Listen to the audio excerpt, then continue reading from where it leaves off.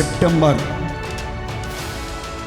మాసం వాగ్దానం కొరకు ప్రభు పాద సన్నిధిలో నేను ప్రార్థన చేసి కనిపెట్టినప్పుడు దేవుడు నాకు బయలుపరిచిన, దేవుడు తన ఆత్మచేత నన్ను ప్రేరేపించిన ఒక అమూల్యమైనటువంటి శుభవాగ్దానాన్ని చదువుకున్న తర్వాత మీకు దానిలో నుంచి కొన్ని ప్రాముఖ్యమైన సంగతులు ఈ పూట తెలియజేస్తాను.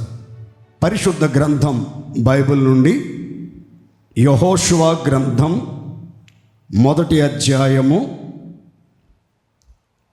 5వ వాక్య భాగాన్ని చదువుకుందాం.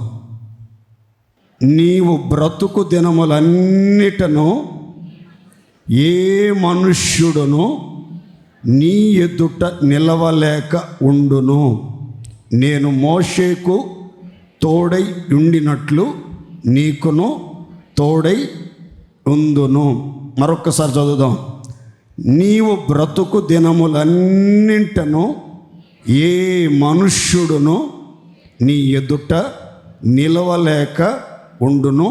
నేను మోషేకు తోడై ఉండినట్లు నీకును తోడై ఉందును. ఈ చదవబడిన వాక్యంలో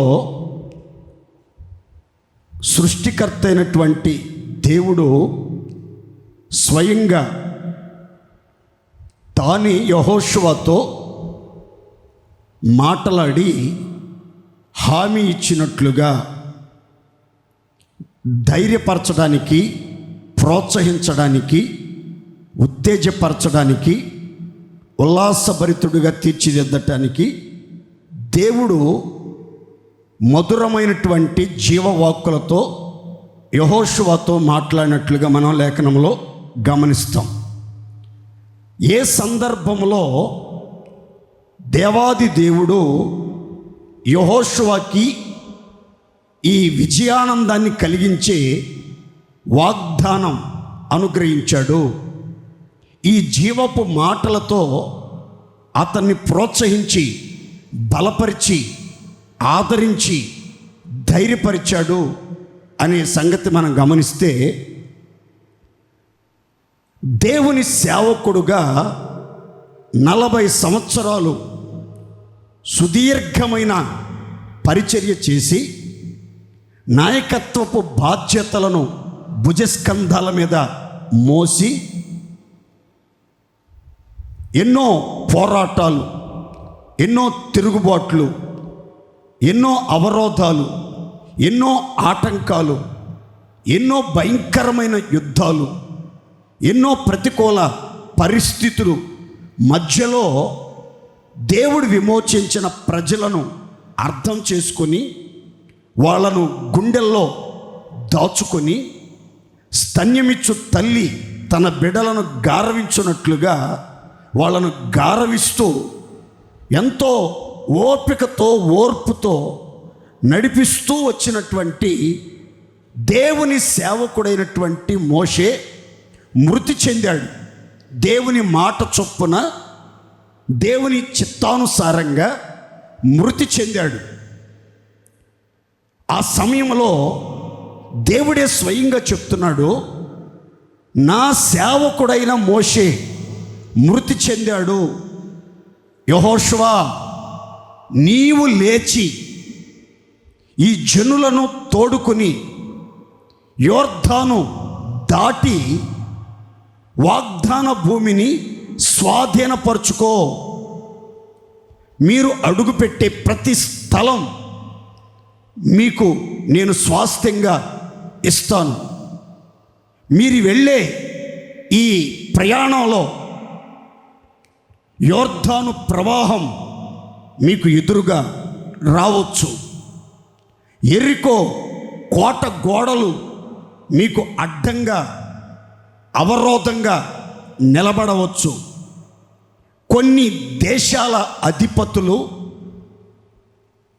గొప్ప సైన్య సమూహాలు మీ ప్రయాణాన్ని నిలువరించడానికి, అడ్డుకోవటానికి మిమ్మలను అధైర్యపరచడానికి, మీరు వెనకంజ వేసేటట్లుగా చేయటానికి ప్రయత్నాలు జరగవచ్చు. ఒంటరిగా మీ మీద దాడి చేసే రాజులకు దమ్ము ధైర్యం చాలక ఇరుగు పొరుగు రాజులను, రాజ్యాలను, సైన్యాన్ని, సైనిక అధిపతులను సమకూర్చుకొని మూకమ్మడిగా మీ మీద విరోధంగా ఒకవేళ దాడి చేయవచ్చు. 5 రాజులు వారి సైన్యం ఏకమై ఒకవేళ మీ మీద ప్రతి దాడికి ప్రయత్నం చేయొచ్చు. ఎలాంటి ప్రతికూల పరిస్థితులు వచ్చినా, ఎంత గొప్ప సైన్యం, ఎంత బలాఢ్యులు, ఎంత కొమ్ములు తిరిగిన యుద్ధ వీరులు, పరాక్రమశాలురు మీ యాత్రలో, మీ ప్రయాణములో మీకు అవరోధంగా నిలిచిన నువ్వు కలవరపడాల్సిన అవసరం లేదు, కంగారు పడాల్సిన అవసరం లేదు. నేనే స్వయంగా నీకు హామీ ఇస్తున్నాను, మాట సెలవిచ్చుచు ఉన్నాను. ఏంటో తెలుసా? నీవు బ్రతుకు దినములన్నిట, నీ జీవిత కాలమంతయు ఏ మనుష్యుడు, ఏ దుష్ట శక్తులు, ఏ గొప్ప సైన్య సమూహాలు లోకమంతా ఏకమైన, ఎలాంటి ప్రతికూల పరిస్థితులు తటస్థించినా ఏం కంగారు పడబాకు. ఎంతటి జ్ఞానవంతులైన, బలవంతులైన, ప్రధానులైన, గొప్పవారైన, పరాక్రమశాలురైనా, ఎంత మేధావులైనా సరే నీ ఎదుట నిలబడటానికి వారికి ధైర్యం చాలదు. వాళ్ళ గుండెలు నీరై కరిగిపోతాయి. మైనం కరిగినట్లుగా పర్వత శిఖరాల్లాంటి బలవంతులైన వాళ్ళు సైతం నిన్ను చూచి నీ ఎదుటికి రాగానే, నీ ప్రభావం వారి మీద ప్రసరింపబడుతూ ఉండగానే, నా సన్నిధి కాంతి వారి మీదకి ప్రసరింపబడుతూ ఉండగానే వారు నీ ఎదుట నిలవలేక నీరైపోతారు. అలా కృంగి కృషించిపోతారు. ఎంతటి ధైర్యవంతులకైనా, బలవంతులకైనా, జ్ఞానవంతులకైనా, సైన్య సమూహాలు కలిగిన వారికైనా, కొమ్ములు తిరిగిన యోధులకైనా నీ ఎదుట నిలబడే ధైర్యం, సాహసం ఎవడు చెయ్యలేడు. ఎందుకనంటే నేను మాటిస్తున్నాను, నీవు బ్రతికినంత కాలం ఏ మనిషి భూతలం మీద నీకు ఎదురుగా నిలబడలేక ఉండును గాక. విశ్వాసం ఉందో చెప్పండి గట్టిగా ఆమేన్. మరొక విచిత్రమైన మాట చెప్పాడు. నేను నా సేవకుడైన మోషేకు తోడై ఉండినట్లు నీకు కూడా తోడై ఉంటాను. మోషేను ఎన్నడూ విడవకుండా, ఏ మాత్రము ఎడబాయకుండా, మోషేలో మహిమగలన ఆత్మను ఉంచాను. మోషే కుడి పార్శ్వమున నా మహిమగల బాహువును చాపాను. మోషే ఆధ్వర్యములో ఇజ్రాయేల్ సర్వ సమాజం చూస్తూ ఉండగా నాకు శాశ్వత ఘనత, ఖ్యాతి, విశ్వవిఖ్యాతి, ప్రపంచ ప్రఖ్యాతి కలుగునట్లుగా నీళ్లను విభజించాను. ఆరిన నేల మీద అద్దరికి చేరునట్లుగా పితరుల జీవితాల్లో ఎర్ర సముద్రాన్ని ఎండబెట్టాను. శూర కార్యాలు జరిగించాను. వెంటాడిన ఐగుప్తు సేనను నీట ముంచి ధైర్యపరిచి ఇశ్రాయేలందరినీ ఘన విజయాలతో నడిపించాను. మోషేకి ఏ రీతిగా నేను తోడుగా ఉన్నానో, మోషేలో నేను ఉన్నాను, మోషేతో నేను ఉన్నాను, మోషే పక్షముగా నేనున్నాను, మోషే ప్రక్కన నేను ఉన్నాను. నేను మోషేతో ఉన్నానని, నేను మోషే పక్షంగా బాహు చాపానని ఆనాటి ఇజ్రాయేలీలు మాత్రమే కాదు, వారికి విరోధంగా క్రియ చేసిన ఐగుప్తీల సర్వసేన కూడా తెలుసుకునేటట్లుగా ఊహకు మించిన కార్యాలు నేను జరిగించాను, గొప్ప కార్యాలు నేను జరిగించాను. ఆనాటి ప్రజలు మోషేయందు నమ్మిక ఉంచేటట్లు, నాయందు నమ్మిక ఉంచేటట్లుగా నేను కార్యాలు చేశాను. అదే కార్యాలు నీ పట్ల నీ జీవితకాలం అంతా జరిగేటట్లు మోషేకు తోడుగా ఉండి ఎలాంటి కార్యాలైతే జరిగిస్తా వచ్చానో నీ జీవితకాలం అంతా కూడా నిన్ను విడవకుండా, ఏమాత్రము విడిచిపెట్టకుండా, ఆయుష్కాల దినములన్నిట వాగ్దాన భూమిని స్వాధీనపరుచుకుని దానిని స్వాస్థ్యాలుగా ఇజ్రాయేల్ గోత్రాలన్నిటికీ పంచిపెట్టేటట్లుగా నీ మీద ఒక బాధ్యత నేను మోపుతున్నాను. భారభరితమైన బాధ్యత నీవు భరించాలి. బరువైనటువంటి ఈ నాయకత్వాన్ని నీ భుజస్కంధాల మీద వేసుకొని నీవు అనేక మజిలీలు దాటుచు, యోర్దాను దాటుచు, ఎరికో దాటుచు, ఎంతోమంది రాజులను జయించుచు, ఎన్నో చిత్ర విచిత్రమైన అనుభవాల గుండా, మార్గాల గుండా నీవు ముందుకి సాగాలి. కాబట్టి నీ జీవితంలో బెదురు అనేది కలగకుండా, దడ అనేది కలగకుండా, వణుకు అనేది కలగకుండా, ఎక్కడ నీ బ్రతుకులో నువ్వు కృంగిపోకుండా, అధైర్యపడకుండా, నిరుత్సాహపడిపోకుండా, నీరసిల్లిపోకుండా, నిరాశల చెరలోనికి వెళ్ళిపోకుండా నేనే అభయమిస్తున్నాను. నా మాట నిశ్చయం, నా మాట అక్షరాలుగా నీ జీవితంలో నెరవేర్చబడటం నీవు చూస్తావు. నీతో ఉన్న సర్వ సమాజం చూస్తారు. నీ గురించి నీకివ్వబడిన వాగ్దానాన్ని గురించి, నీకు నేను తోడై ఉన్న సంగతిని గురించి చుట్టుపట్ల ఉన్న దేశాలన్నిటిలో సమాచారం వినబడుతుంది. అందరి గుండెలు అవిసిపోతాయి, అందరి గుండెలు కరిగి నీరైపోతాయి. ఏ జనము, ఏ మనుష్య మాతృలు నీ ఎదుట నీ బ్రతుకు కాలమంతా నిలవలేక ఉందురుగాక. అందరు చెప్పండి గట్టిగా హల్లెలూయా. ఈ సెప్టెంబర్ నెలలో మీరంతా ఈ వాక్య వాగ్దానాన్ని విశ్వసించండి. మంచి మనసుతో ఈ వాగ్దానం నా కోసమే దేవుడు మాట్లాడాడు, నా నిమిత్తమే దేవుడు మరొక్కసారి ఈ వాగ్దానాన్ని పునఃప్రతిష్ఠ చేస్తున్నాడు అని మీరు విశ్వసించగలిగితే ఈ వాగ్దాన ఫలం ఈ వర్తమానం వింటున్న ఒక్కొక్కరి జీవితంలో ఖచ్చితంగా నెరవేర్చబడునుగాక.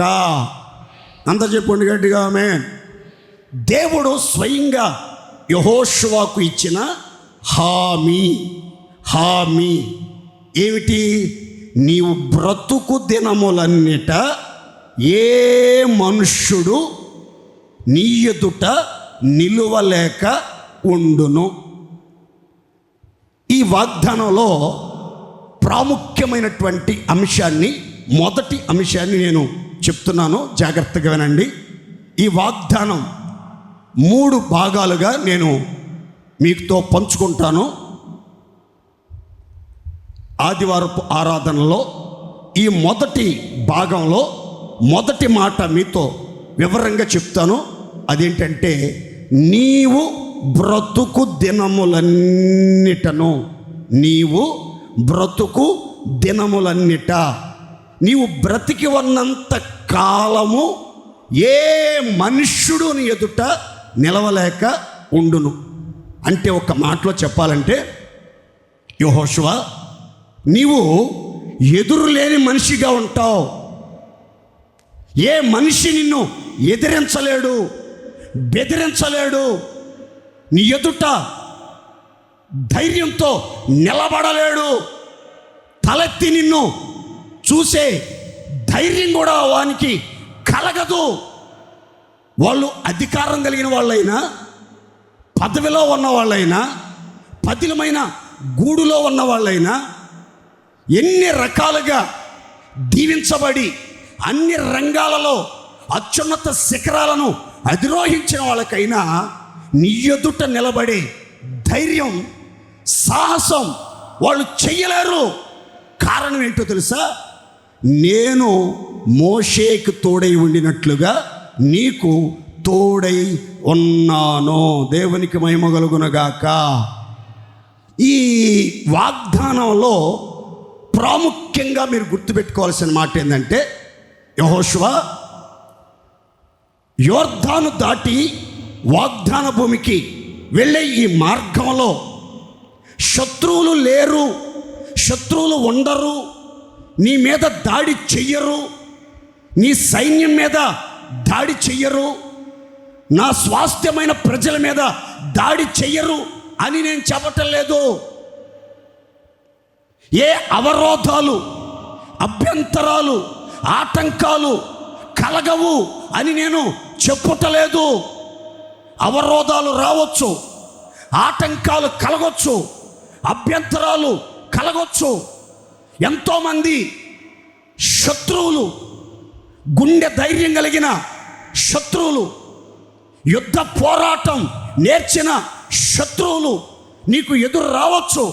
కానీ ఒక్కటి గుర్తుపెట్టుకో, ఏ మనుష్యుడు, వాళ్ళు రాజులైనా, ఘనులైనా, సామంతులైనా, గొప్పవారైనా, జ్ఞాన సంపన్నులైన, పండిత సంపన్నులైనా సరే ఎవరికి నీ ఎదుట నిలబడే ధైర్యం ఉండదు. అసలు నిలబడి ఉండలేరు. నిలవలేక వండునుగాక అని చెప్పటం మొదలుపెట్టాడు. చూడండి ప్రియులారా, అప్పటికి యెహోషువకి ధైర్యం చాలకపోతే మరొక్క మాట చెప్పాడు, నేను మోషేకు తోడై ఉండినట్లు నీకు కూడా తోడుగా ఉంటాను. ఇంకొక మాట చెప్తాను, చూడండి, గుర్తుపెట్టుకోండి. మోషేకు దేవుడు 40 సంవత్సరాల నాయకత్వంలో తోడుగా ఉన్నాడు గనుక, విడువక ఆయన సన్నిధిని తోడుగా ఉంచాడు గనుకనే మోషే భూతలం మీద ఎన్నో సూచక్రియలు, మహత్కార్యాలు, మహిమగల కార్యాలు చేయగలిగాడు. ఒక్క మాటలో చెప్పాలి అని అంటే, మోషే దేవుని తోడు కలిగి, దేవుని సహాయం పొంది, దేవుని యొక్క ఆలోచనలు పొందుకుని ఎన్నో అద్భుతాలు జరిగించగలిగాడు.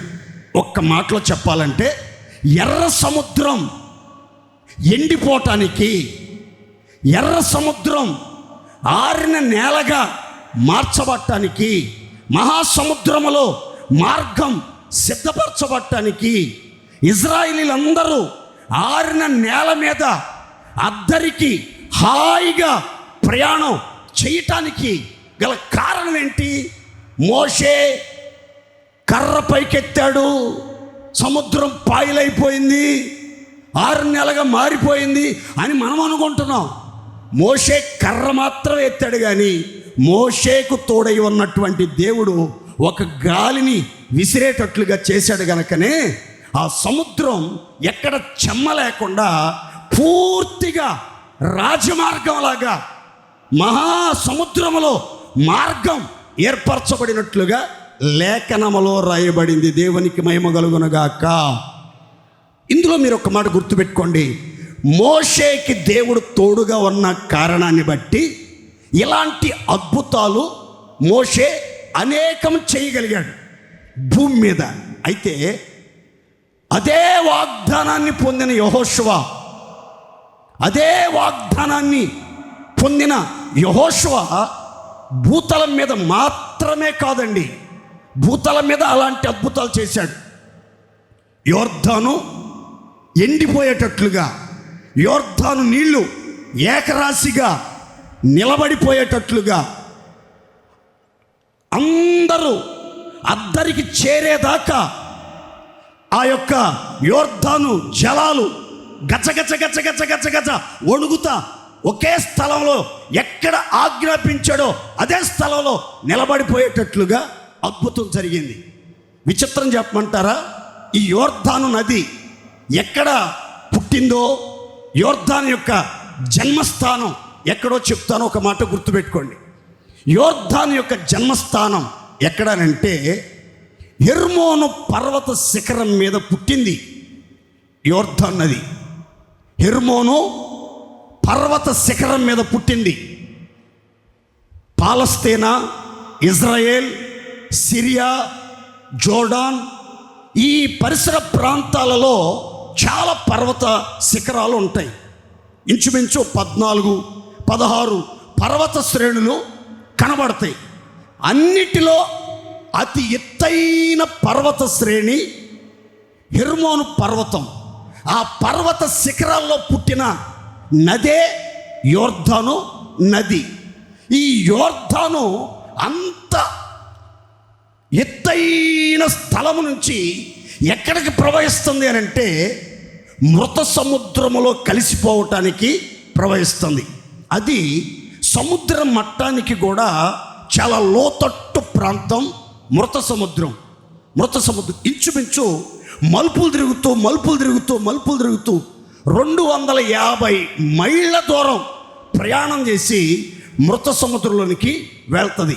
అంత ఎత్తైన స్థలం మీద నుంచి లోతట్టు ప్రాంతానికి వస్తున్నాయి గనక, నీటి ప్రవాహాలు వాగులుగా వస్తున్నాయి గనక ఆ ప్రవాహానికి ఉధృతి ఎక్కువగా ఉంటుంది, ఉర్రవడి ఎక్కువగా ఉంటుంది. చాలా వేగవంతంగా వస్తాయి. రాళ్ళు రెప్పల్ని తోసుకుంటూ పడద్రోసుకుంటూ ప్రయాణం చేస్తూ ఉంటుంది ఈ యొక్క యోర్దాను నది.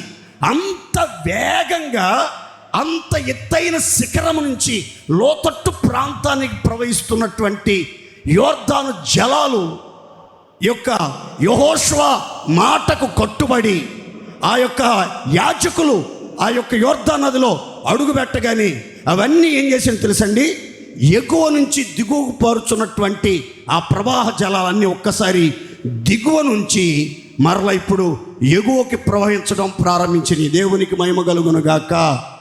ప్రపంచ చరిత్రలో భూమి పుట్టినది మొదలుకొని ఇలాంటి విచిత్రమైనటువంటి సంఘటనలు, సందర్భాలు ఎక్కడ కూడా జరగలేదు. ఎందుకనంటే నీటికి ఒక తత్వం అనేది ఒకటి ఉంటుంది. ఏంటది అని అంటే ఆ చంచలత్వం అనేది ఉంటుంది నీటికి. అది ఎక్కడ పల్ల ఉంటే అక్కడ అటువైపుగా ప్రయాణం చేస్తాయి నీళ్లు. కానీ ఆ రోజు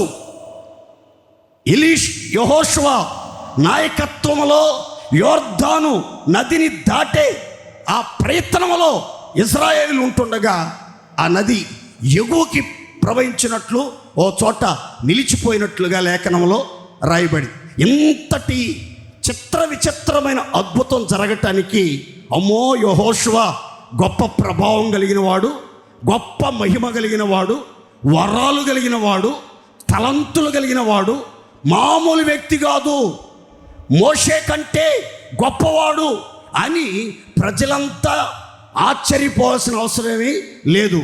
ఆ ఘనకార్యం జరగటానికి యెహోషువలో ఏ మహిమలు లేవు, ఏ ప్రభావం లేదు, ఏ గొప్పతనం కాదు, అతని జ్ఞానం కాదు, అతని ప్రతిభ కానే కాదు, కేవలం అతనికి తోడై ఉన్న దేవుని వలన మాత్రమే ఆ అద్భుత కార్యం జరిగింది. దేవునికి మహిమ కలుగునుగాక. అంత మాత్రమే కాదండి, ఈ దేవుడు తోడుగా ఉన్న కారణాన్ని బట్టి యెహోషువ ఆకాశంలో కూడా అద్భుతాలు చేయగలిగాడు. దేవునికి మహిమ కలుగునుగాక. మోషే కేవలం భూతలం మీద మాత్రమే అద్భుతాలు చేశాడు, సూచక్రియ చేశాడు, మహత్కార్యాలు చేయగలిగాడు. దేవుణ్ణి ముఖాముఖిగా ఎరిగినప్పటికీ, దేవుని ఇల్లంతటిలో నమ్మకస్తుడుగా ఉండినప్పటికీ, దేవుని స్నేహితుడుగా పేరుగాంచినప్పటికీ భూతలం మీద మాత్రమే అద్భుతాలు చేశాడు మోషే. యెహోషువ అదే దేవుని తోడు కలిగి ఆకాశంలో అద్భుతాలు సృష్టించాడు. దేవునికి మహిమ కలుగునుగాక. అతడు ప్రార్థన చేసి, సూర్యుడా ఆగిపో, చంద్రుడా నిలిచిపో అంటే చాలు, సూర్యుడు గజ గజ వణికిపోయి అలాగే నిలబడ్డాడు. 24 అవర్స్, 24 గంటల సేపు, ఒక రోజంతా సూర్యుడు ఇంచు కూడా కదలలేదు, చంద్రుడు ఇంచు కూడా కదలలేదు. అలాగూ సూర్య చంద్రులను నిలబెట్టిన సామర్థ్యం ఎవరిది అని అంటే యెహోషువాది ఏం కాదు, కానీ యెహోషువాకి తోడై ఉన్న దేవుని వలన యెహోషువ ఇలాంటి చిత్ర విచిత్ర కార్యాలు చేయగలిగాడు. దేవునికి మహిమ కలుగును గాక. అయితే దీని వెనక దేవుని వాగ్దానం, నీవు బ్రతుకు దినములన్నింటను ఏ మనుషుడు నీ ఎదుట నిలవలేడు. ఈ వాగ్దానం మనం ఎలా అన్వయించుకోవాలి, మన జీవితానికి ఎలా అప్లై చేసుకోవాలి, ఈ వాగ్దానాన్ని మనం ఎలా స్వీకరించి సొంతం చేసుకొని ఈ వాగ్దానం ద్వారా బలపరచబడి ఎలాంటి గొప్ప ఆశీర్వాదాలు మనం పొందుకోవాలి, చాలా జాగ్రత్తగానండి. మీ ఆత్మీయ ప్రయాణములో పరమ కణానుకు వెళ్ళే ఈ సుదీర్ఘమైన ప్రయాణంలో బహుదూరమునకు వ్యాపించి ఉన్న దేశానికి మనం వెళ్ళబోతున్నాం. అలంకరించబడిన రాజును అతి సమీపంగా చూడాలని, ఆయన్ని కలుసుకోవాలని, ఆయనతో యుగయుగాలు జీవించాలని ఈ విశ్వాస యాత్ర విధేయతతో ఆరంభించి కొనసాగిస్తా ఉన్నాం. ఈ ప్రయాణంలో మన జీవితంలో ఎలాంటి శత్రు సైన్యం, శత్రు బలగాలు అడ్డొచ్చినా, అవరోధాలు, ఆటంకాలు ఎదురుగా నిలిచిన, సాతాను సైన్య సమూహాలు, దుష్ట దురాత్మ అంధకార శక్తులు మన ఎదురుగా నిలిచిన, భయంకరమైన సమస్యలు, సవాళ్ళు, బెదిరింపులు, దౌర్జన్యాలు మన ఎదుట నిలిచిన, మనం కలవరపడకుండా ఉండేటట్లుగా ముందుగానే సర్వశక్తుడు హామీ ఇస్తున్నాడు. దుష్ట శక్తులైనా, మనుష్య మాతృలైనా, రాజులైనా, యుద్ధ వీరులైనా, ఎంతటి ఘనులైనా నీ ఆత్మీయ యాత్రలో గమ్యం చేరేదాకా, నీ గోల్ రీచ్ అయ్యేంత వరకు, నువ్వు చేరవలసిన గమ్యస్థానం చేరి అక్కడ విశ్రాంతి, నెమ్మది అనుభవించేంత వరకు గుర్తుపెట్టుకో, నీ ఎదుట ఏ మనుషుడు కానీ, ఏ శక్తులు కానీ, ఏ శత్రు బలగాలు కానీ, ఏ ఆటంకాలు, అవరోధాలు కానీ నిలబడలేవు. కారణం, నేను మోషేకు తోడై ఉండినట్లు నీకు తోడై ఉన్నాను. దేవునికి మహిమ కలుగునుగాక. దీని అర్థం ఏంటి అని అంటే 3 మాటలు చెప్తాను. దీంట్లో దీని అర్థం ఏంటి, ఆ వాగ్దానం యొక్క అర్థం, పరమార్థం, దేవుని రహస్యం, దేవుని యొక్క ఉన్నత ఉద్దేశం ఏమై ఉందో 3 మాటలు చెప్తాను. ఆ 3 మాటలు గమనించండి. ఒకటి ఏంటంటే, ఆ వాగ్దానం వెనుక దేవుని ఆలోచన ఏంటంటే, ఆత్మీయ అధికారాన్ని నేను నీకు ఇస్తున్నాను. ఆత్మీయ అధికారం, స్పిరిచువల్ అథారిటీ, స్పిరిచువల్ అథారిటీ నేను నీకు ఇస్తున్నాను. ఇది నీ పవర్ని ప్రదర్శించడానికి కాదు, నీ శక్తి యుక్తులను ప్రదర్శించి స్వకీయ మహిమను పొందటానికి కాదు. ఈ వాగ్దానాన్ని స్వతంత్రించుకొని భారభరితమైనటువంటి నాయకత్వాన్ని వహించి వాగ్దాన భూమిలోనికి చేరుకునేదానికి నేను నీకు ఒక ఆత్మ సంబంధమైన అధికారం ఇస్తున్నాను. ఏంటి అధికారం?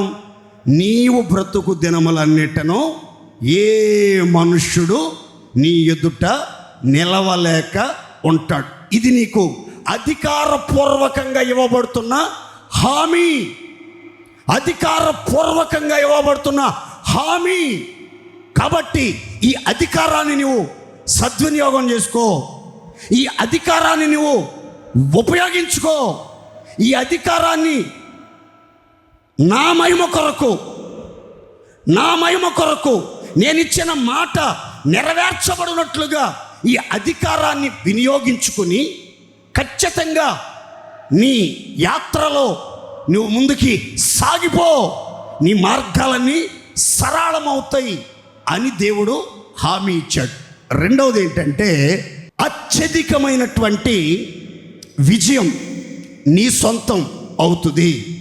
అత్యధికమైన విజయం నీ సొంతం అవుతుంది. నీ జీవిత ప్రయాణములో, నీ బ్రతుకు దినముల అన్నిట ఎక్కడికి వెళ్ళినా, ఏ మనుషులతో యుద్ధానికి పాల్పడినా, ఎలాంటి పోరాటాలు చేయవలసిన పరిస్థితులు ఒకవేళ సంభవించినా, నీకు అపజయము, ఓటమి అనేది కలగదు. నీవు ఎక్కడికి వెళ్ళినా జయమే కలుగుతుంది, కానీ అపజయం కలగదు. అత్యధికమైన విజయం నీకు అనుగ్రహిస్తాను. విజయ గీతం మనసారా పాడుకునేటట్లుగా, విజయానందముతో అడుగులు ముందుకి వేసేటట్లుగా, విజయోత్సవాలతో ఊరేగించబడేటట్లుగా, అపజయం, అవమానం ప్రాప్తించకుండా ఉండేటట్లుగా అత్యధికమైన విజయానందాన్ని నేను నీకు అనుగ్రహిస్తున్నాను అని దేవుడు అభయం ఇచ్చాడు. నీకు విజయమే కలుగుతుంది, కానీ అపజయం లేదు నీ బ్రతుకులో. నీ జీవిత చరిత్రలో, నీ కంఠములో ఊపిరున్నంత వరకు అపజయం లేదు. అందుకే నీతో మాట్లాడుతున్నాను. ఏ మనుష్యుడు నీ ఎదుట నీ బ్రతుకు కాలమంతా నిలవలేక ఉండునుగాక. అందరు చెప్పండి గట్టిగా హల్లెలూయా.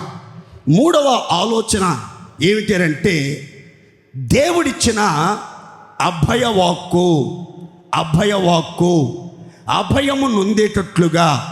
అభయము అంటే అర్థం ఏంటంటే, ఏ భయము లేకుండా, ఏ బెదురు లేకుండా, ఏ వెర్రపు లేకుండా, ఎవరి తట్టు చూచి హృదయంలో జంకు బెంకు అనేది కలగకుండా, అన్ని విషయాలలో ధైర్యముతో, నిబ్బరము కలిగి, విశ్వాసపు నేత్రాలతో ముందడుగు వేసేటట్లుగా నేను అభయమిస్తున్నాను. ఆత్మీయ అధికారం ఇస్తున్నాను. నేను ఒక అత్యధికమైన విజయం అనుగ్రహిస్తున్నాను. నీవు నమ్మి చూడు. నా మాటలకు నీ నమ్మకమే గాఢమైన ఆధారమై ఉండునుగాక. గట్టిగా చెప్పండి హల్లెలూయా. మీరు నమ్మండి. దేవుడు మనకి ఆత్మీయ అధికారం ఇచ్చాడు. అత్యధికమైన విజయమే మన బ్రతుకు కాలం అంతా మనం అనుభవించబోతున్నాం. మనకు దేవుడు అభయమిస్తున్నాడు. భయపడవద్దు, నేను నీకు తోడై ఉన్నాను. ఏ మనుష్యుడు నీ బ్రతుకు కాలం అంతా నీ ఎదుట నిలవలేడు. నిన్ను విడవను, ఏ మాత్రము ఎడబాయనని దేవుడే అభయం ఇచ్చాడు అని మీరు నమ్మి ఆ మాటల ప్రకారం ప్రార్థన చేసుకోగలిగితే, మీరు అడుగుపెట్టి ప్రతి స్థలములో దేవుని సన్నిధి చూస్తారు, దేవుని కార్యాలు చూస్తారు, దేవుని యొక్క ప్రణాళిక చూస్తారు, దేవుని ప్రభావ మహిమలను చూస్తారు. మీ బ్రతుకు కాలమంతా ఏ మనుష్యుడు మీ ఎదుట నిలవలేక ఉండునుగాక. ఎంతవరకు మిమ్మల్ని నిలవరించి నిలువున తగలబెట్టేయటానికి ప్రయత్నం చేయుచున్న సమస్యలన్నీ యేసు నామములో ఈ సెప్టెంబర్ మాసములో సమసిపోవునుగాక.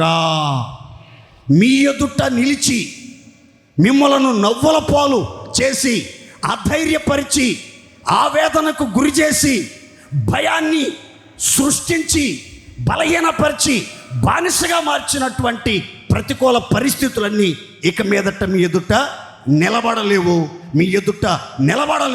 కారణం ఏంటంటే, సర్వశక్తి శక్తిమంతుడైన దేవుడు మీకు తోడుగా ఉన్నాడు, మిమ్మల్ని విడిచిపెట్టడు. వాగ్దానం నెరవేరునట్లుగా ఇది మొదలుకొని మీ జీవిత కాలమంతయు మీకు తోడై ఈ వాగ్దానాలన్నీ ఒక్కొక్కరి జీవితంలో నెరవేర్చునుగాక. నీ బ్రతుకు కాలమంతయు, నీవు బ్రతుకు దినములన్నిట దేవుడు మీ జీవితాల్లో చేసే కార్యాలు నేను ఇప్పుడు చెప్తున్నాను, జాగ్రత్తగానండి. మొదటి మాట గుర్తుపెట్టుకోండి. ఆత్మీయ అధికారము, అత్యధికమైన విజయము, అభయము నుండి వాగ్దాన ఫలాన్ని పొందుకుని ధైర్యంతో ముందుకి సాగుతారు. ఎలాంటి ప్రవాహాలనైనా దాటుకుని ముందుకి వెళ్ళిపోతారు. ఈ ప్రయాణంలో మీకు ఇవ్వబడుతున్న వాగ్దానం, నీవు బ్రతుకు దినములన్నిట ఏ మనుష్యుడు, ఏ శక్తి, ఏ ప్రతికూల పరిస్థితులు, ఏ సమస్యల సంఖ్యలు మీ ఎదుట నిలవలేక కూలిపోవునుగాక.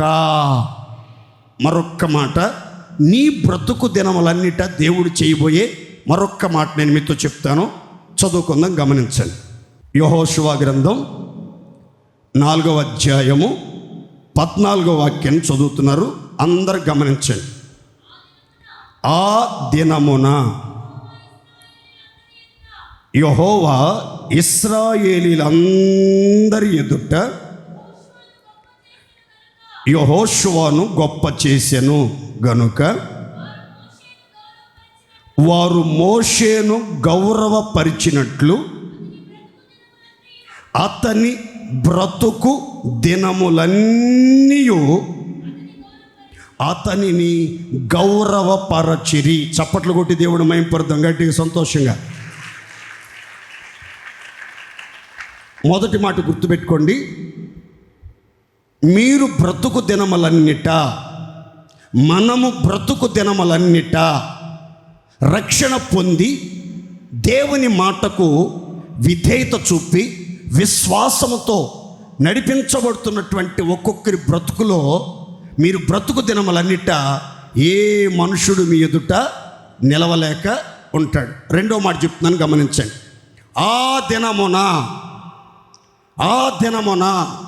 యెహోవా ఇశ్రాయేలీల అందరి ఎదుట యెహోషువను గొప్ప చేసెను, ఘనపరిచెను, హెచ్చించెను, ఉన్నత స్థితికి హెచ్చించెను.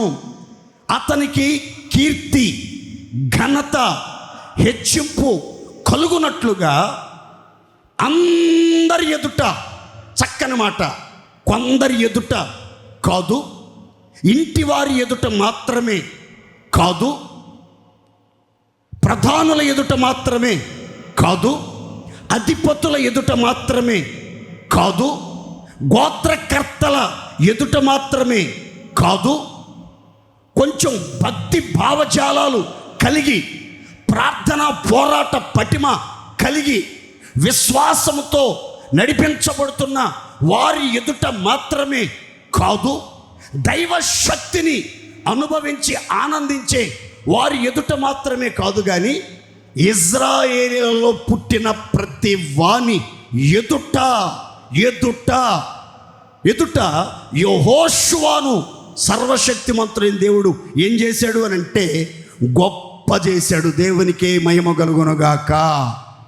చూడండి ప్రియులారా, రైట్ టైం, దేవుడు నిర్ణయించిన ఒక నిర్దిష్టమైన సమయం ఒకటి ఉంది. ఆ సమయం వచ్చినప్పుడు దేవుడు మీరు ఎక్కడున్నా, ఎలాంటి పరిస్థితుల్లో ఉన్నా, గుర్తింపు లేకుండా ఉన్నా, దాగిన స్థితిలో ఉన్నా, బలహీనపరచబడిన స్థితిలో ఉన్నా, గుహలో దాగి ఉన్నా, అందరి బెదురు చేత గానుగ చోటున దాగి ఉన్నా సరే, ఆ సమయంలో రైట్ టైంలో దేవుడు నీ చెయ్యి పట్టి నిన్ను ఉన్నత శిఖరాలు ఎక్కించడం మొదలు పెడతాడు. అందరి మధ్యలో మీరు ఘనత పొందేటట్లుగా, మీరు గొప్ప చేయబడేటట్లుగా, మీరు కీర్తించబడేటట్లుగా, మీ ఖ్యాతి అందరికీ ప్రత్యక్షపరచబడేటట్లుగా దేవుడు కార్యాలు ప్రారంభిస్తాడు. మనం గొప్పగా చెయ్యబడాలని మనల్ని మనం గొప్ప చేసుకుంటే అది ఎప్పటికైనా దేవుడు తగ్గించేయచ్చు. కొంతమందికి సెల్ఫ్ డబ్బా కొట్టుకోవటం అలవాటు. నేను స్పెషలు, నేను అందరిని బాగా ప్రేమిస్తాను, అందరిని బాగా ఆదరిస్తాను, అందరితో చక్కగా మాట్లాడతాను, యవనస్తులతో మాట్లాడతాను, ఆంటీలతో మాట్లాడతాను, పెద్దలతో మాట్లాడతాను, వృద్ధులతో మాట్లాడతాను, అందరూ మనం అంటే మనం ఎంటబడేటట్లుగా చేసుకుంటాను. నాకు ఆ కెపాసిటీ ఉంది, నేను సామాన్యుని కాదు, చాలా గొప్పోడిని గారడివాడు చెప్పుకున్నాడు చూడండి. తాను ఒక గొప్పవాడినని అందరికీ సెల్ఫ్ డబ్బా కొట్టుకుని తిరిగాడు చూడండి. అట్లా కొంతమంది డబ్బా కొట్టుకుని తిరుగుతూ ఉంటారు. ఇలాంటి వాళ్ళు నాకులాగా తెల్లబట్టలు వేసుకుని లాల్చీలు వేసుకున్న సేవకుల్లో మీకు కనబడతారు.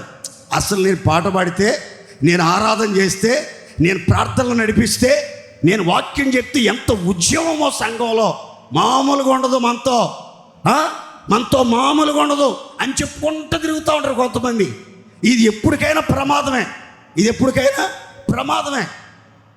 కానీ దేవుడు ఒక వ్యక్తిని కనుక గొప్ప చేశాడంటే, హెచ్చించాడంటే, కీర్తి ప్రశంసలు అనుగ్రహించాడంటే ఆ వ్యక్తి బ్రతుకెలా ఉంటుందో చెప్తాను చూడండి. అక్కడ రాయబడిన చక్కని మాట మనం చదువుకున్నాం. అదేంటంటే, దేవుడు యెహోషువని గొప్ప చేశాడు గనక మోషే దినములలో ఇశ్రాయేలు సర్వ సమాజం మోషేని ఎలాగైతే గౌరవించారో, ఘనపరిచారో, అతనికి భయపడ్డారో, అతనికి లోబడ్డారో, అతన్ని ప్రేమించారో, అతనికి విధేయత చూపి వినయ భయభక్తులు కలిగి ప్రవర్తించారో, అలాగే యెహోషువ దినములన్నిట యెహోషువని ఇశ్రాయేలీయులందరూ కూడా ఏం చేశారంటే గౌరవపరిచిరి. అందరూ ఆమేన్ చెప్పండి గట్టిగా, అందరు గట్టిగా చెప్పండి ఆమేన్. గౌరవం, హానర్, రెస్పెక్ట్ అనేది చాలా శ్రేష్టమైనటువంటి అనుభూతి. క్రైస్తవ ప్రపంచంలో విశ్వాస యాత్రలో నడిపించబడుతున్నటువంటి మనం కూడా మన బ్రతుకు కాలం అంతా కూడా గౌరవంగా బ్రతకాలండి, గౌరవంగా బ్రతకాలి. యేసయ్య రక్తం చేత కడగబడిన తర్వాత, రక్షణ పొందిన తర్వాత విశ్వాస జీవితంలో నడిపించబడుతున్న మనం గౌరవంగా బ్రతకాలి అసలు. కానీ కొంతమంది గౌరవంగా బ్రతకడానికి ఇష్టపడరు. అందరూ గౌరవించాలని కోరుకుంటారు, కానీ ఆ గౌరవాన్ని ఎలా పొందాలో, ఆ గౌరవం ఎప్పుడు మనకి కలుగుతుందో ఆ సంగతులేం పట్టించుకోరు. దేవుడు గనక ఒక సేవకుడిని గొప్ప చేస్తే, ఒక నాయకుడిని గొప్ప చేస్తే, ఒక విశ్వాసిని గనక గొప్ప చేస్తే, ఒక పరిశుద్ధుని గనక గొప్ప చేస్తే, దేవుని సన్నిధిలో కనిపెట్టే ఒక ఆత్మీయుని కనుక గొప్ప చేయటం మొదలు పెడితే జరిగే విచిత్రం ఏంటో తెలుసా అండి? ప్రజలందరూ కూడా, విశ్వాసులందరూ కూడా, సేవకులందరూ కూడా, మనుష్య మాతృలందరూ కూడా అతని బ్రతుకు దినములన్నిట, ఆమె బ్రతుకు దినములన్నిట వారిని గౌరవంగా చూస్తారు. దేవునికి మహిమ కలుగునుగాక. అందరూ చెప్పండి గట్టిగా ఆమేన్.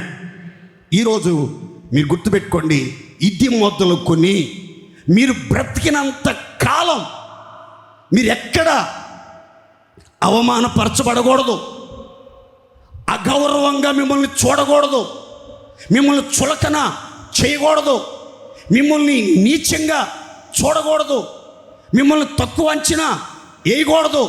మీరంటే లెక్క లేకుండా, నెగ్లెక్ట్గా, నిర్లక్ష్యంగా ఎవరు భావించకుండా అందరూ మిమ్మల్ని లక్ష్య పెట్టాలి, అందరూ మిమ్మల్ని గౌరవించాలి, అందరు మిమ్మల్ని ప్రేమించాలి, అందరు మిమ్మల్ని ఘనపరచాలి అంటే దేవుడు మిమ్మల్ని గొప్ప చేస్తే ఆటోమేటిక్గా మీ బ్రతుకు దినములన్నిట మీరు అందరి చేత గౌరవించబడుదురుగాక. సంతోషం చెప్పండి గట్టిగా హల్లెలూయా. యాజకులు జనులందరి చేత గౌరవించబడాలి అంటే విశ్వాసులందరి చేత గౌరవించబడాలంటే ఒక పరిశుద్ధురాలు, ఒక నీతిమంతురాలు తన ఇంటి వారందరి మధ్యలో గౌరవించబడాలి, ఘనపరచబడాలి, సన్మానానికి పాత్రుడుగా మార్చబడాలి. ఒక్కసారి ఆగి ఆలోచించండి. మీరు రక్షించబడిన తర్వాత అసలు నీ కుటుంబ సభ్యులే నిన్ను గౌరవంగా చూస్తున్నారా? గౌరవంగా నీతో మాట్లాడుతున్నారా? నిన్ను ఒక ప్రత్యేకమైన దృష్టితో చూస్తున్నారా? నీ బంధువులు కానీ, నీ రక్త సంబంధులు కానీ, నీ ఇరుగు పొరుగు వాళ్ళు కానీ, నీ వీధిలో వాళ్ళు కానీ, నీ స్నేహితులు కానీ, నీవు కట్టుకున్న నీ భార్య కానీ, నీ కన్న బిడ్డలు కానీ, నీ తోటి విశ్వాసులు కానీ, నీతో ఉద్యోగంలో కొనసాగే సహ ఉద్యోగులు కానీ, నీతో కలిసి పనిచేస్తున్న పని వాళ్ళు కానీ నిన్ను గౌరవంగా చూస్తున్నారా? గౌరవం అంటే కొంతమంది మన దగ్గరికి వచ్చి చెప్తూ ఉంటారు, ఏమండి మీరంటే మాకు చాలా గౌరవం అండి, మీరంటే మాకు చాలా అభిమానం అండి. నిజమండి, మీరంటే మాకు మాత్రమే కాదండి, మాతో పాటు ఉన్న వాళ్ళందరికీ మీరంటే ఎంత గౌరవమో, ఎంత అభిమానమో అని చెప్తూ ఉంటారు. గౌరవం అనేది, అభిమానం అనేది మాటలతో చెప్పేది కాదండి, మాటలతో చెప్పేది కాదు. గౌరవం అనేది చర్యలతో కూడినది. గౌరవం అనేది పరిచర్యలో ప్రదర్శించవలసింది. గౌరవం అనేది వారి శ్రమను గుర్తించి, వారి స్థితిని గుర్తించి, వారిని ఎక్కడ అవమానపరచకుండా అన్ని విషయాల్లో వారికి మద్దతుగా నిలబడటమే వారికి మనం ఇచ్చే గౌరవం. మద్దతుగా ఉంటూ వారి శ్రమని గుర్తించి, వారి స్థితిని గమనించి, అన్ని విషయాలలో, చర్యలలో, పరిచర్యలో వారికి సహకారంగా ఉండి మనం మద్దతు తెలియపరచడమే వారికి మనం ఇచ్చే అసలు సిసలైన గౌరవం. దేవునికి మహిమ కలుగునుగాక. ఒక్కసారి ఆగి ఆలోచించండి, అసలు గౌరవం అంటే ఏమిటి? గౌరవం అనేది మనం ఎలా పొందాలి అనే వివరాలు నేను మీతో చెప్తాను జాగ్రత్తగానే. హెబ్రీ భాషలో గౌరవం అనే మాటకి కవోడ్ అనే పదం ఉపయోగించబడింది. KAVOD, కవోడ్ అనే పదం ఉపయోగించబడింది. దీని అర్థం ఏంటి అని అంటే బరువు, విలువ, గౌరవం అని అర్థం. గ్రీకు భాషలో టైం అనే పదం ఉపయోగించబడింది. దీని అర్థం ఏంటి అని అంటే ఆభరణము లేదా మూల్యము లేదా గౌరవం అని అర్థం. అంటే గౌరవం అంటే విలువ, గౌరవం అంటే ఆభరణం, గౌరవం అంటే అది చాలా వెయిట్తో కూడింది, చాలా బరువైంది. ఆ గౌరవం అనే దాంట్లో చాలా వెయిట్ ఉంటుంది, చాలా విలువ ఉంటుంది. అది ఆభరణం లాంటిది. కనుక మీ బ్రతుకు కాలం అంతా మీరు వెయిట్గా బ్రతకాలి, చాలా బరువుగా, చాలా ఆశీర్వాదకరంగా బ్రతకాలి. సమాజంలో, సంఘములో, ఇంట, బయట, వ్యాపార స్థలములో, ఉద్యోగ స్థలములో, పని స్థలాలలో, కాలేజీలో, స్కూల్లో, సంఘములో, సమాజంలో, ప్రతి చోట మీరు విలువగా బ్రతుకుతున్నారా? మీరు ఒక ఆభరణంలాగా చూడబడుతున్నారా? మీరు ఒక ఆధిక్యత కలిగి నడిపించబడుతున్నారా లేదా అనే సంగతులు గుర్తుపట్టాలి. అసలు గౌరవం అంటే అర్థం ఏంటి అంటే మీరు ఇంకా వివరంగా చెప్తాను చూడండి. గౌరవం అంటే ఒకరి స్థితిని గుర్తించడం, వారికి తగిన విలువని ఇవ్వటం, వారి ఎదుట ప్రేమతో, విధేయతతో, వినయముతో ప్రవర్తించడం.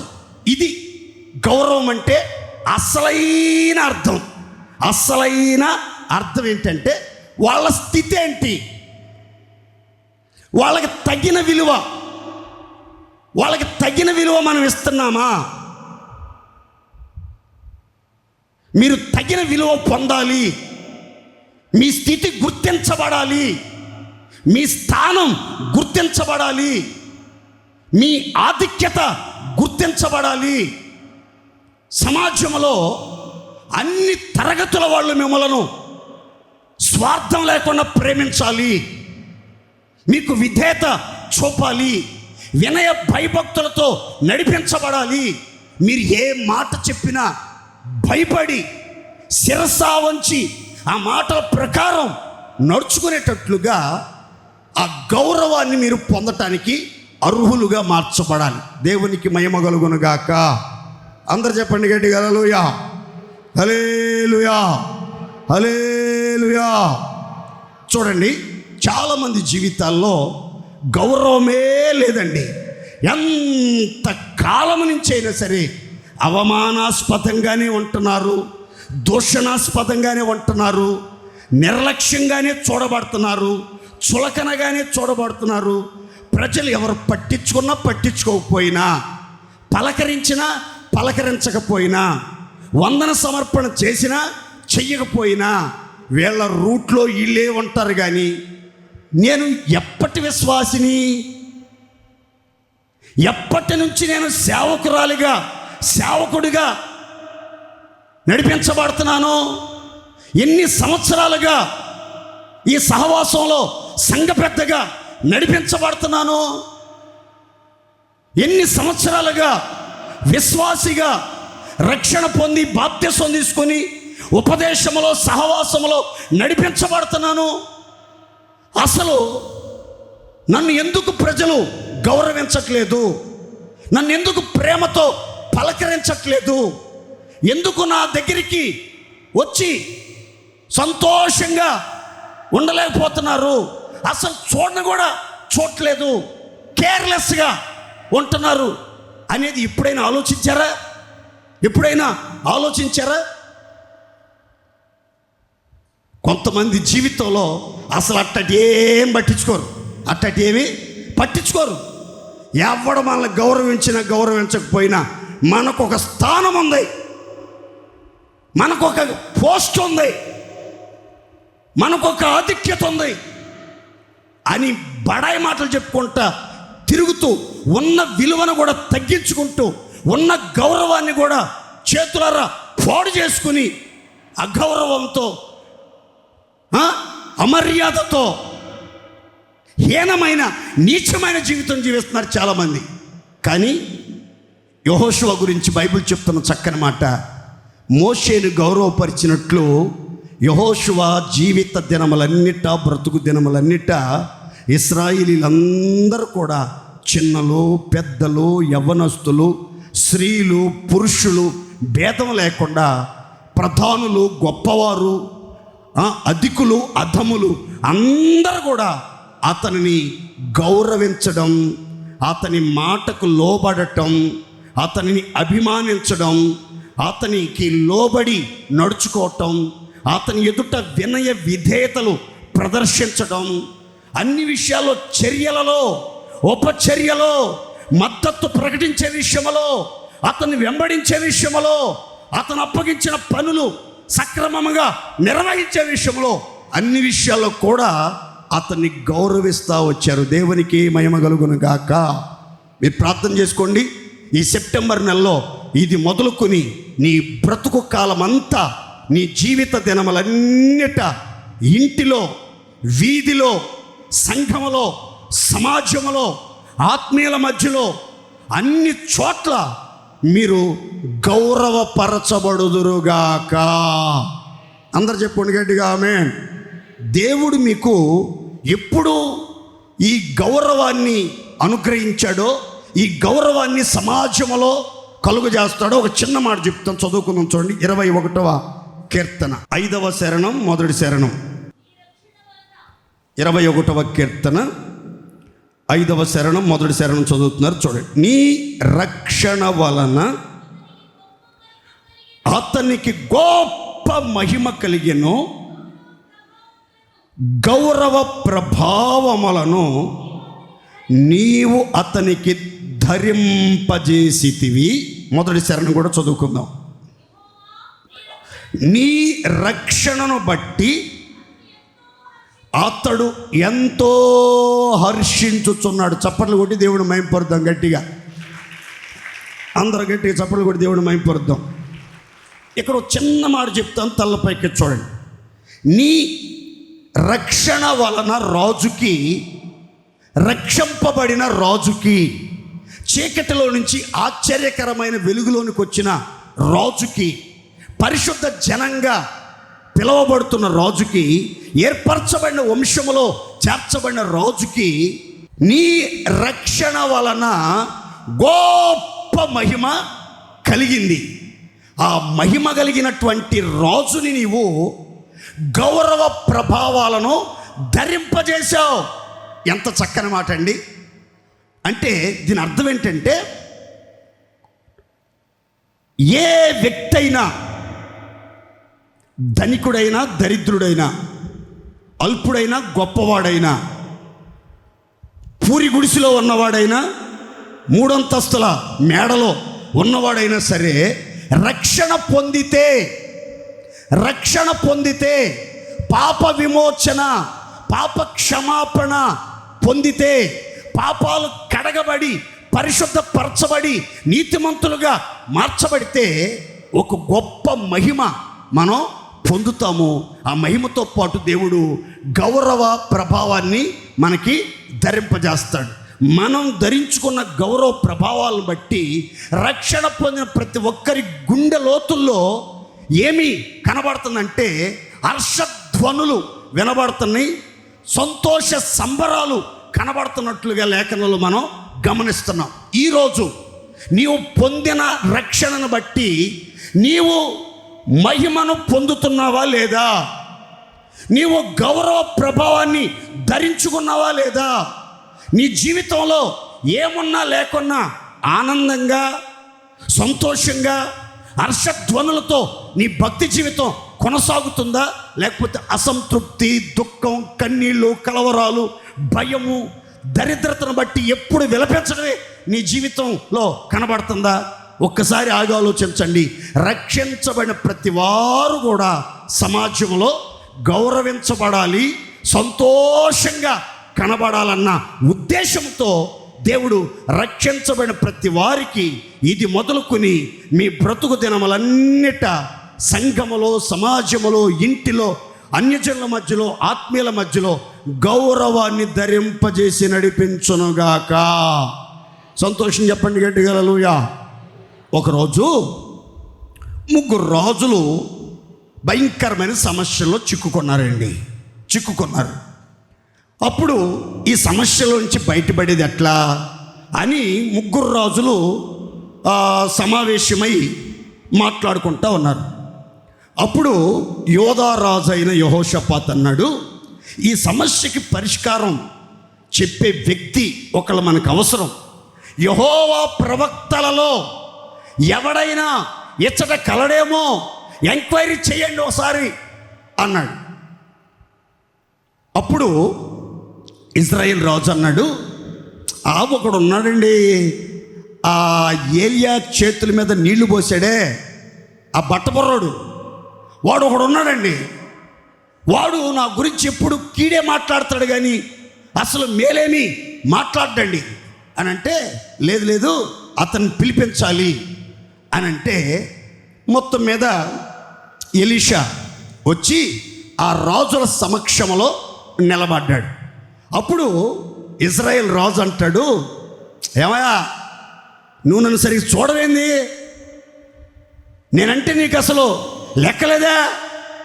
నన్ను అసలు లక్ష్య పెట్టవే, నన్ను అసలు లెక్క చేయవే. ఏమయ్యా నువ్వు రాజుల్ని గౌరవించడం తెలీదా? రాజుల్ని సన్మానించడం తెలీదా? రాజుల మాట అధికారంతో ఉంటుందని, రాజుల కటాక్షం జీవమని, రాజుల యొక్క ఉగ్రత మరణానికి దారితీస్తుందని నీకు తెలీదా? అలా ప్రవర్తిస్తావు నువ్వు అని ఎలీషాని దబాయించాడు ఇజ్రాయేల్ రాజు. అప్పుడు ఇజ్రాయేల్ రాజును చూసి ఎలీషా చెప్పిన మాట ఏంటి తెలుసా? నేను ఎవని సన్నిధిలో ఉన్నానో ఆ యెహోవా జీవము తోడు, నేను నిన్ను గౌరవపరచని ఎడలా, నిన్ను గౌరవపరచని ఎడలా, రాజు అయిన నిన్ను దేవుడే గౌరవ ప్రభావాలను ధరింపజేసిన నిన్ను నేను గౌరవపరచకపోతే అసలు నిన్ను చూడటానికైనా, నిన్ను లక్ష్య పెట్టడానికైనా ఇక్కడికి వచ్చేవాడిని కాదు. కేవలం నీ మీద ఉన్న గౌరవంతో నిన్ను చూడాలని, నిన్ను లక్ష్య పెట్టాలని, మీ సమస్యను పరిష్కరించాలని, మీ కష్టాల నుంచి గట్టెక్కించాలని నేను ఇక్కడికి వచ్చాను అని చెప్పాడు. దేవునికి మహిమ కలుగును గాక. దేవుని సన్నిధిలో ఉన్నటువంటి వాళ్ళందరూ కూడా, జీవము గల దేవుణ్ణి వెంబడించే వాళ్ళందరూ కూడా, పరిశుద్ధ మార్గాలలో ప్రార్థనాపూర్వకంగా నడిపించబడుతున్న వాళ్ళందరూ కూడా ఎవరికి ఇవ్వవలసిన గౌరవాన్ని వారికి అందిస్తూ, అందరి మన్నలను పొందుచు దేవుని నామ మహిమార్థమై నడిపించబడతా ఉంటారు. ఈరోజు మొదలుకొని దేవుడు మనలో ఒక్కొక్కరిని గొప్ప చేయబోతున్నాడు. ఇక మీదట మన జీవిత కాలం అంతా, మన బ్రతుకు దినములన్నిట ఎక్కడ అవమానపరచబడకుండా, ఎక్కడ మనం నీచముగా చూడబడకుండా, ఎక్కడ మనం నిర్లక్ష్యం చేయబడకుండా, అందరి మధ్యలో, అన్ని వర్గాల ప్రజల మధ్యలో బ్రతుకు దినములన్నిట గౌరవించబడే భాగ్యం దేవుడు మనందరికీ దయచెయ్యునుగాక. అందరు చెప్పండి గట్టిగా ఆమేన్. 3వ మాట చెప్పి నేను ముగిస్తాను. ద్వితీయోపదేశకాండం 33వ అధ్యాయము 25వ వాక్యం చదువుకుందామండి. నీ కమ్ములు ఇనపవియు ఇత్తడివినై యుండును. ఈ మాట గమనించండి. నీవు బ్రతుకు దినములలో నీకు విశ్రాంతి కలుగును గాక. అందరు కొంచెం గట్టిగా ఆమేన్ చెప్పుకోండి. అతని బ్రతుకు దినములలో అతనికి విశ్రాంతి కలుగును. పుట్నోట్లో ఒక చిన్న మాట రాయబడింది. 1వ నెంబర్ వేసి అక్కడ ఒక చిన్న మాట రాయబడింది. ఏమనంటే, నీవు బ్రతుకు దినములలో నీకు బలము కలుగును. ఏం కలుగును? నోరుతో చెప్పండి గట్టిగా. బలము కలుగును. 2 మాటలు నేను మీకు వివరంగా చెప్తాను. తల్లపైకే చూడండి. అతగాడి పేరు ఆషేరు. ఆషేరు అంటే భాగ్యవంతుడు అని అర్థం. భాగ్యవంతుల గోత్రములో జన్మించాడు. భాగ్యవంతుడుగానే పెంచబడ్డాడు. సంపన్నుడుగానే బ్రతుకును ప్రారంభించాడు. ఎంతో ఆశీర్వాదకరంగా సర్వ సమృద్ధిలో జీవిస్తూ వచ్చాడు. సహోదరులందరికంటే ఎక్కువగా ఆశీర్వదించబడ్డాడు. సహోదరులందరికంటే ఎక్కువగా దేవుని కటాక్షానికి పాత్రుడుగా మార్చబడి, కటాక్షం చేత తృప్తిపరచబడ్డాడు. దేవుని దీవెనల చేత నింపబడి ఉన్నాడు. అంత మాత్రమే కాకుండా ఆశీర్వాదము, దైవ కటాక్షం మాత్రమే కాకుండా అతని బ్రతుకు దినములన్నిట ఒక ప్రత్యేకమైన ఆత్మ సంబంధమైన ఆశీర్వాదానికి పాత్రుడుగా మార్చబడ్డాడు. ఏంటి ఆశీర్వాదం అని అంటే 2 ఆశీర్వాదాలు చెప్తాను అక్కడ, జాగ్రత్తగానండి. ఒకటేమో అతని బ్రతుకు దినములన్నిటి అతనికి విశ్రాంతి, రెండేమో అతని బ్రతుకు దినములన్నిటి అతనికి బలము చేకూర్చబడింది. జీవిత పయనములో శారీరకమైనటువంటి విశ్రాంతి, మానసికమైన విశ్రాంతి, ఆత్మ సంబంధమైనటువంటి విశ్రాంతి మనకు ఎంతో ప్రశాంతతను కలుగజేస్తుంది. ఈరోజు సమాజంలో అన్నీ ఉంటున్నాయి కానీ విశ్రాంతి, శాంతి, ఉపశమనం అనేది లేకుండా మానసిక సంఘర్షణలతో నలిగిపోతూ ఉన్నారు. అంతర్యుద్ధాలతో అతలాకుతలం చేయబడతా ఉన్నారు. ఆటుపోట్లు భరించలేక ఆవేదనల మధ్యలో నలిగిపోతున్నారు చాలామంది. పైకి మాత్రం చాలా ప్రశాంతంగా ఉన్నట్లు, సమాధానంగా ఉన్నట్లు, చాలా హ్యాపీగా ఉన్నట్లు, చాలా బలంగా ఉన్నట్లు, చాలా క్షేమంగా ఉన్నట్లు ఉంటున్నారు. కానీ మానసికంగా చాలామంది నలిగిపోతూ ఉన్నారు. చాలామంది మానసికంగా క్షీణించిపోతున్నారు. మానసిక సంఘర్షణలను జయించలేక, తట్టుకోలేక, భరించలేక కృంగి కృంగి కృంగి కృషించిపోతున్నారు. కడుపు నిండా తిండి తినలేకపోతున్నారు, కంటి నిండా నిద్రపోలేకపోతున్నారు, పని మీద ధ్యాస నిలపలేకపోతున్నారు. ఏదో తెలియని అశాంతి, అభద్రత భావం వెంటాడుతుంది చాలామందిని. నా ప్రియమైన దేవుని బిడ్డలారా, ఈ సెప్టెంబర్ మాసంలో ప్రభు మీతో మాట్లాడుతున్నాడు. ఎవరు ఎలాంటి ప్రతికూల పరిస్థితులలో ప్రశాంతత నోచుకోక, మానసికమైనటువంటి శాంతి సమాధానాలు అనుభవించలేక, మానసిక ఒత్తిళ్లతో నలిగిపోతూ, కృంగిపోతూ, కృషించిపోతూ, అనవసరమైన ఆలోచనల పరంపరలో వేధించబడుతూ ఒకవేళ మీరుంటే, ఈరోజు దేవుడు నీతో మాట్లాడుతున్నాడు. నీవు ఆశీర్వాదాలు పొందుండొచ్చు, కటాక్షం పొందుండొచ్చు, ఎన్నో ఆస్తులు ఉండొచ్చు, ఎంతో వైభవం ఉండొచ్చు, ఎంతో ఉన్నత స్థితిలో నడిపించబడవచ్చు. కానీ ఎన్ని ఉన్నా మనశ్శాంతి లేకపోతే ఏం ప్రయోజనం అండి? మనీ ఉంది, బ్యాంకులో ఉంది, బీరువాలో ఉంది, జేబులో ఉంది, తర్వాత సెల్ ఫోన్లో ఉంది, అన్ని చోట్ల ఉంటుంది. మనశ్శాంతి ఎక్కడా? My dear brother and sister, ఎక్కడ మనశ్శాంతి అంటే చాలామంది చెప్పలేని పరిస్థితి. కానీ బైబిల్లో ఆషేరు గురించి రాయబడింది, నీ బ్రతుకు దినములన్నిట నీవు విశ్రాంతి, శాంతి, ప్రశాంతత అనుభవిస్తావు. ఎంతకాలం భారాలు భరిస్తూ, బలహీన పరచబడుతూ, మనశ్శాంతి లేక మనుగడ కొనసాగిస్తావు? ఈరోజే నీ గుండెల్లో ఉన్న బరువులన్నీ దించేయి, నీ భారాలన్నీ వదిలిపెట్టేసాయి, నీ చింత యావత్తు వదిలిపెట్టేసాయి. ప్రభువా, నాకు శరీర సంబంధమైన విశ్రాంతిని ప్రసాదించండి అయ్యా, నా ప్రాణములో విశ్రాంతిని దయచేయండి స్వామి, నా ఆత్మకు అద్భుతమైన విశ్రాంతిని దయచేయండి ప్రభువా. ఈ ఒత్తిడి నేను తట్టుకోలేకపోతున్నాను, ఈ భారం నేను భరించలేకపోతున్నాను. నాకు కొంచెం నా ప్రాణాన్ని తెప్పరలా చేయండి అయ్యా, నా ప్రాణానికి సేద తీర్చండి అయ్యా, నాకు కొంచెం నెమ్మదిని దయచేయండి ప్రభువా. ఈరోజు కాదు, ఈ ఒక్క మాసం మాత్రమే కాదు, ఈ ఒక్క సంవత్సరం మాత్రమే కాదు, నా కంఠంలో ఊపిరినంత వరకు, నేను బ్రతికి బట్టగట్టి బజారులో బైబిల్ బట్టి తిరిగినంత కాలం నా బ్రతుకులో ఏమున్నా లేకున్నా విశ్రాంతి, సమాధానం, నెమ్మది అనుభవించాలి.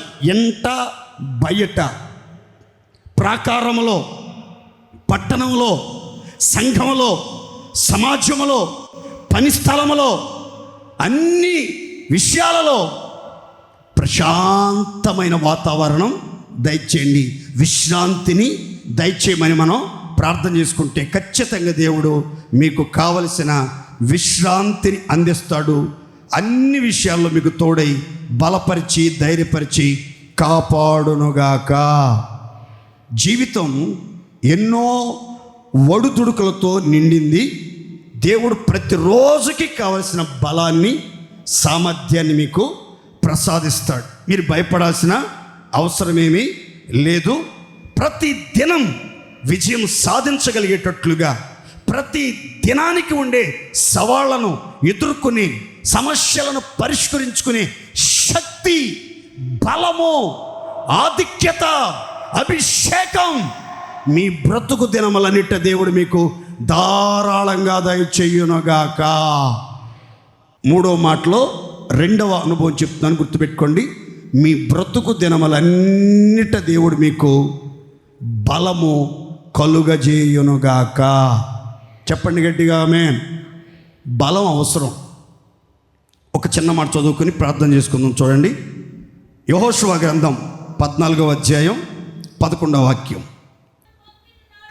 మోషే నన్ను పంపిన నాడు నాకు ఎంత బలమో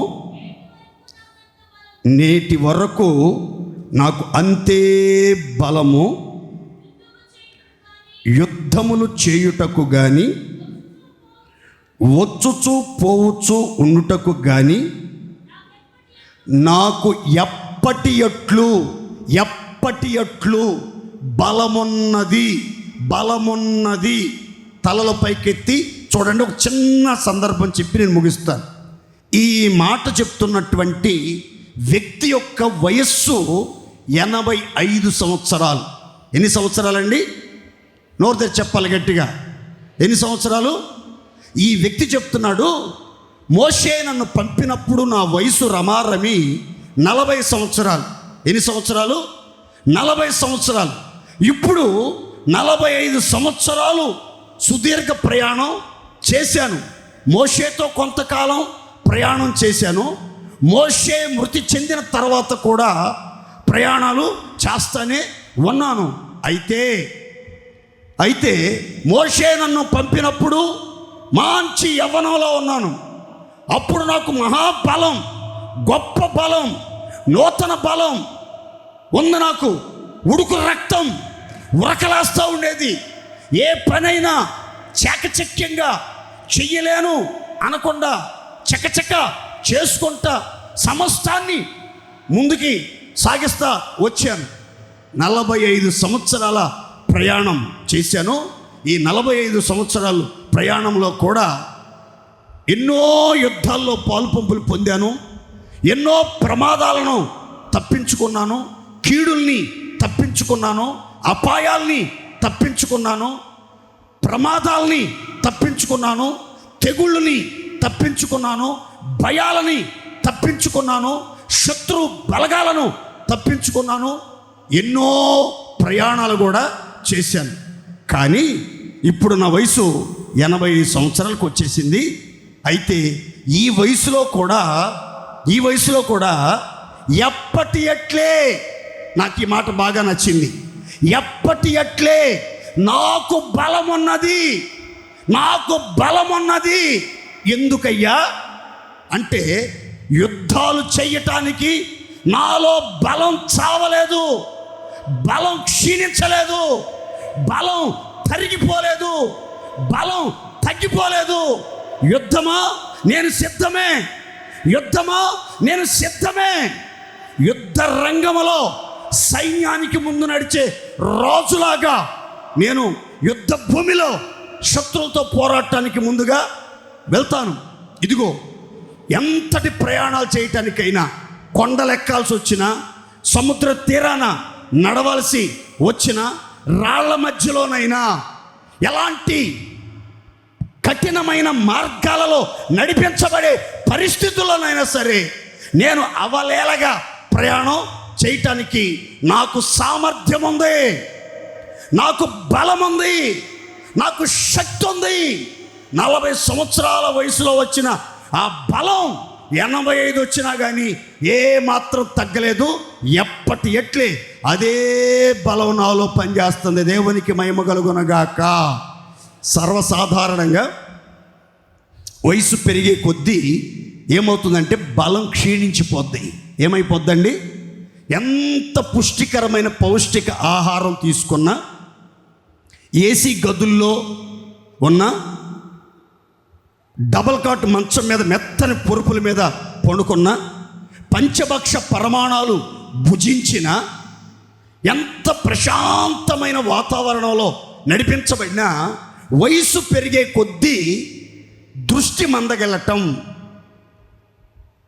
వినికిడి లోపం రావటం, మాట కొంచెం తడబడటం, చర్మం ముడతలబడటం, వెంట్రుకలు రాలిపోవటం, పొళ్ళు ఊడిపోవటం, అరుగుదల తగ్గిపోవటం, నిద్ర కంటిపాపలు చచ్చిపోయి నిద్ర సరిగా పట్టకపోవటం, కాళ్ళు చేతులు లాగేయటం, నడుము వంగిపోవటం, నరాలు లాగటం, ఎముక సంబంధిత సమస్యలు రావటం, ఇవి సర్వసాధారణం రోజులకైనా సరే.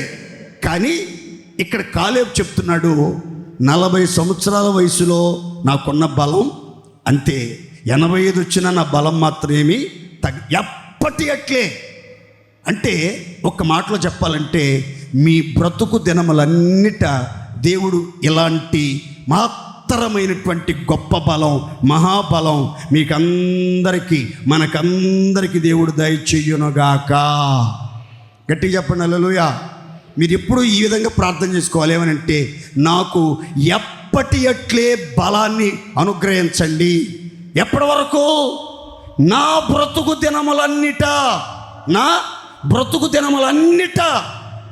నాకు బలాన్ని అనుగ్రహించమని ప్రార్థన చేసుకోవాలి. మీరు కోరినంత బలం దేవుడు మీకు ఇవ్వకపోవచ్చు, కానీ మీకు అవసరమైనంత బలం మాత్రం ప్రతిరోజు దేవుడు మీకు అనుగ్రహిస్తాడు. ఎంతవరకంటే మీరు బ్రతికినంత కాలం మీకు అనుగ్రహిస్తాడు. దేవుని స్తోత్ర. అనుదిన జీవితంలో ఎదురయ్యే సవాళ్లను ఎదుర్కొని శక్తులతో పోరాడి జయం పొందటానికి కావలసిన బల ప్రభావాలు దేవుడు మీకు అనుగ్రహిస్తాడు. మీ ప్రయాణంలో నాటికి మీరు ప్రయాణం చేసి బలాభివృద్ధి పొందుతారు. ఎవరు కూడా ప్రయాణంలో అలసిపోయినట్టు కానీ, సొమ్మసిల్లిపోయినట్టు కానీ, అబ్బో కాళ్ళు పీకేస్తున్నాయి, నిలబడి కాళ్ళు లాగేస్తున్నాయి, కాళ్ళు వాసిపోయినాయి చూడు, ఎంతసేపు గంటలు చెప్తాడు వాక్యం, గంటలు కూర్చోబెడతాడు. మాకేమో బీపీలు, షుగర్లు, గ్యాస్ట్రిక్ ట్రబులు, రకరకాల సమస్యలు ఉన్నాయి, మమ్మల్ని అర్థం చేసుకోరు. మాకేమో ఇదివరకున్న ఓపిక, ఇదివరకున్న బలము, ఇదివరకున్నటువంటి అభిషేకం ఇప్పుడు లేకుండా పోయా, మేమేం బలహీనమైపోతుండే, ఈయనకేం అర్థమై సావదు, ఏం తింటాడో కానీ గంటలు నిలబడతాడు, కాళ్ళు నొప్పులు కూడా రావు అనుకోండి ఈయనకి అనుకుంటా ఉంటారు చాలామంది. దేవుని పిల్లలు గుర్తుపెట్టుకోవాలి, బ్రతుకు దినములన్నిట మన బలం తగ్గకూడదు. దేవునికి స్తోత్రం చెప్పండి గట్టిగా. శరీర సంబంధమైన బలం తగ్గకూడదు, మానసికమైన మనోబలం, మనోధైర్యం, మనో ఉల్లాసం తగ్గకూడదు, ఆత్మ సంబంధమైన బలం తగ్గకూడదు. ఎప్పటి అట్లే నాకు బలముంది, నా బ్రతుకు కాలం అంతా, నేను బ్రతుకు దినములన్నిట నాకు బలం కలుగుతుంది, దేవుడు నాకు బలాన్ని ధరింపజేస్తాడని మీలో ప్రతి ఒక్కరూ చెప్పాలి. దేవునికి మహిమ కలుగును గాక. కొంతమందికి బలం పోద్ది. ఆడున్నాడు జులపాలుడు, బైబిల్లో జులపాలుడు ఉన్నాడే, 7 జడలు వేసుకున్న జులపాలుడు. వాడంట ఎప్పటి అట్లే నాకు బలం ఉంది అని విరచిమ్ముదును అనుకున్నాడట. అప్పటికే బోడిగుండు అయిపోయింది, వాడికి తెలియలే ఆ సంగతి. బోడిగుండు అయిపోయిన సంగతి తెలియక ఎప్పటి అట్లే విరచిమ్ముతాను అనుకున్నాడట. విరచిమ్ముతాను అనుకుంటే నెత్తి మీద అసలు ఎంట్రుకులే లేవు, నున్నగా గుండు ఉంది, మెత్తగా. దెలీలా ఒళ్ళో పడుకున్నప్పుడు తెలియలే అయ్యగారికి ఇదే మెత్తని పొరుపులాగా ఉందే, ఏం పొరుపు ఇది, ఎంత మెత్తగా ఉంది అనుకుని పడుకున్నాడు. మెత్తగా పడుకోబెట్టింది, నున్నగా గుండెకి ఇచ్చేసింది, నున్నగా గుండెకి ఇచ్చేసింది. ఎప్పటి ఎట్లే విరచిమ్ముదాం అనుకున్నాడు.